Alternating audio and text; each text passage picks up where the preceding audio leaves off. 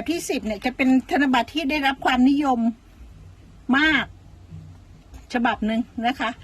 ราคาก็ตกค่ะแต่ก็ยังไม่ถึงกับแบบอื่นๆอย่างช้างแดงแบงค์ร้อยแบบที่12อ่ะอันนั้นคือตกเลยนะคะณปัจจุบันนี้ขายกันไม่ออกเลยขายไม่ได้เลยแบบที่12ก็แบงค์ร้อยที่จะขายได้อยู่ก็จะมีแบบ9โทมัสแบบที่10อันนี้นะคะหลังสุพรรณหงษ์แล้วก็แบบที่11อันนี้ค่ะอันนี้แหละค่ะพอจะได้อยู่หลังวัดนี่ไงแบงค์ร้อยหลังวัด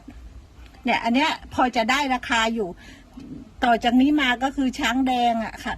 ร้อยช้างแดงแบบที่12พระนเรศวรน่ะนะคะไม่ได้เลยไม่มีราคาแล้วนะคะจะมีราคาอยู่3ใบนะคะจำไว้เลยนะคะจะมีราคาอยู่3ใบนะคะโทมัสนะคะร้อยโทมัสที่แบงค์ร้อยใบใหญ่ๆนะคะร้อยโทมัสและร้อยแบบ10ก็คือ